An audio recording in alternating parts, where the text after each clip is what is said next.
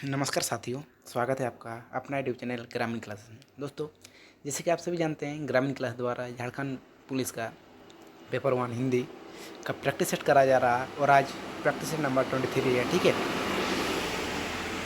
Start करते हैं बिना देरी की। सबसे पहले पहला क्वेश्चन, सना सना हाथ जोड़ी है। तो सना सना हाथ जोड़ी क्या है? कहानी है, कविता है, यात्रा वृत्तांत है, इनमें से कोई नहीं। तो क्या है दोस्तों? तो इससे आंसर क्या होगा? तो इसका सही आंसर होगा सना सना हाथ जोड़ी क्या है? एक यात्रा वृत्तांत है। ठीक है, याद रखिएगा, एक यात्रा वृत्तांत है। ठीक है, कहाँ पहुँचने के लिए बनाए जाने वाले रास्ते के निर्माण में लोग अपनी जान गंवा चुके हैं? तो कहाँ? पारसनाथ की पहाड़ी, हिमालय, गंगटोक, इनमें से कोई नहीं। तो दोस्तों, इसका सही आंसर क्या होगा? तो इसका सही आंसर होगा हिमालय। ठीक है, फिर नेक्स्ट क्वेश्चन, गंगटोक से युमथांग की दूरी कितनी थी? तो गंगटोक से युमथांग की दूरी कितनी थी? 200 किलोमीटर, 315 किलोमीटर, 149 किलोमीटर, 162 किलोमीटर। तो दोस्तों, इसका सही आंसर क्या होगा? 149 किलोमीटर था। ठीक है, नेक्स्ट क्वेश्चन पे आते हैं हम लोग। किसी बुद्धिस्ट की मृत्यु के पश्चात कितनी श्वेत पताकाएं फहराई जाती है? 50, 108, 121, 208। तो दोस्तों, इसका सही आंसर क्या होगा? तो इसका सही आंसर होगा 108 पताकाएं फहराए जाते थे। ठीक है, फिर नेक्स्ट क्वेश्चन पे आते हैं हम लोग। लेप्चा एवं भूटिया जनजाति का संबंध किस राज्य से है? तो लेप्चा और भूटिया जनजाति का संबंध किस राज्य से? नागालैंड, मणिपुर, मिजोरम, सिक्किम। दोस्तों, इसका सही आंसर क्या होगा? तो इसका सही आंसर होगा सिक्किम से है, सिक्किम से। ठीक है, फिर नेक्स्ट क्वेश्चन पे आते हैं हम लोग। झुल्ली क्या है? कान में पहने जाने वाला गहना, गर्दन का गहना, हाथ का गहना, नाक के दोनों छिद्रों के बीच पहना जाने वाला गहना। तो दोस्तों, इसका सही आंसर क्या होगा? तो इसका सही आंसर होगा नाक के दोनों छिद्रों के बीच पहना जाने वाला गहना है। ठीक है, गहना है। ठीक है, दुलारी बाई एवं टुन्नू के बीच का व्यक्तिगत प्रेम अंततः किस में परिणित हो जाता है? तो किस में? राखी प्रेम, देश प्रेम, गांव प्रेम, शहरी प्रेम। तो दोस्तों, इसका सही आंसर क्या होगा?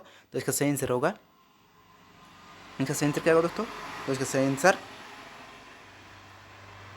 बहुत आवाज़, देश प्रेम। ठीक है, टुक्कड़ क्या है? शहनाई के साथ बजाए जाने वाला ढोलक, कजली के साथ बजाए जाने वाला नगड़ा, एक प्रकार की बांसुरी, शहनाई के साथ बजाए जाने वाला तबले जैसा बाजा। तो क्या है टुक्कड़?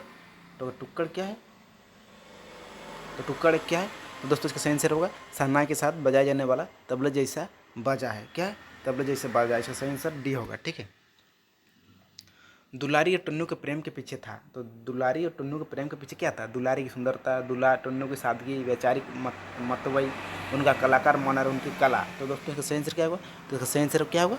तो इसका उनका कलाकार मन और उनकी कला। ठीक है, उनका कलाकार मन और उनकी कला, इसका भी आंसर डी होगा। ठीक है, फिर नेक्स्ट क्वेश्चन पे, अज्ञेय का पूरा नाम क्या था? तो सचिनानंद अज्ञेय, सचिनानंद हीरानंद वात्सल्य अज्ञेय, महेंद्रनाथ वात्सल्य अज्ञेय, धीरानंद हीरानंद वात्सल्य अज्ञेय।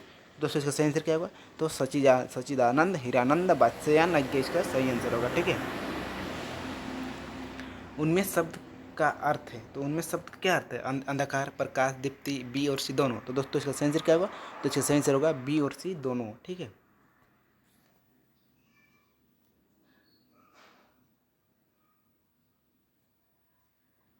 जो आँखों के सामने नहीं आया, जो घटित अनुभव में नहीं आया, वही आत्मा के सामने ज्वलंत प्रकाश में आ जाता है, तब वो अनुभूति हो जाता है। अप्रत्यक्ष, प्रत्यक्ष, प्रगतिशील, प्रतिगामी। तो दोस्तों, इसका सही आंसर क्या होगा?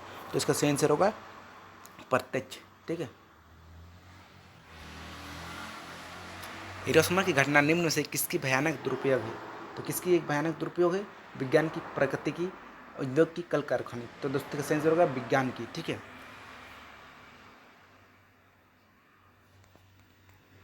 उसने पत्र लिखवाया, इस वाक्य में किस कोटि का क्रिया प्रयुक्त है? तो किस कोटि का? प्रेरणार्थक क्रिया, सकारात्मक क्रिया, दोनों, दोनों नहीं। तो दोस्तों, इसका सही आंसर क्या होगा? तो इसका दोनों नहीं।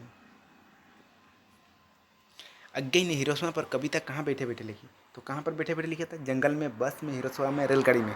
तो दोस्तों, इसका सही आंसर होगा रेलगाड़ी में। ठीक है, इनमें से कौन सी क्रिया सकर्मक है? तो इनमें से कौन सी क्रिया सकर्मक है? रोता है, हंसता है, पढ़ता है, दोनों नहीं। दोस्तों, इसका सही आंसर क्या होगा? पढ़ता है एक सकर्मक है। ठीक है,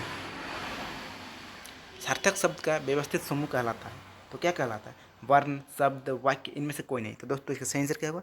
इसका सही आंसर होगा, क्या होगा? सार्थक शब्द का व्यवस्थित समूह क्या कहलाता है? तो दोस्तों, इसका सही आंसर होगा वाक्य। ठीक है,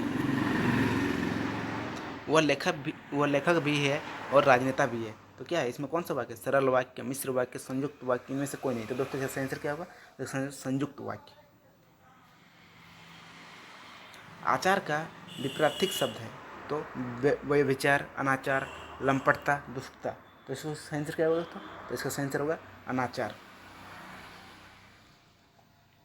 उक्त शब्द का विलोम है तो इनमें से कौन से उक्त शब्द का कौन सा विलोम है, तो अनुक्त, उपयुक्त, अनुपयुक्त, उपयुक्त। तो दोस्तों इसका आंसर क्या होगा, अनुयुक्त। निम्नलिखित में कौन द्रव्यवाचक संज्ञा है, तो इनमें से कौन सा द्रव्यवाचक संज्ञा है, वर्षा है, किताब है, घर है, पानी है। तो किसे नापा या तोला जा सकता है, तो दोस्तों इसका आंसर क्या होगा, तो इसका आंसर होगा पानी। राज्यपाल में कौन सी संज्ञा है, तो कौन सी संज्ञा है, व्यक्तिवाचक, जातिवाचक, भाववाचक, समूहवाचक। तो दोस्तों इसका आंसर होगा जातिवाचक।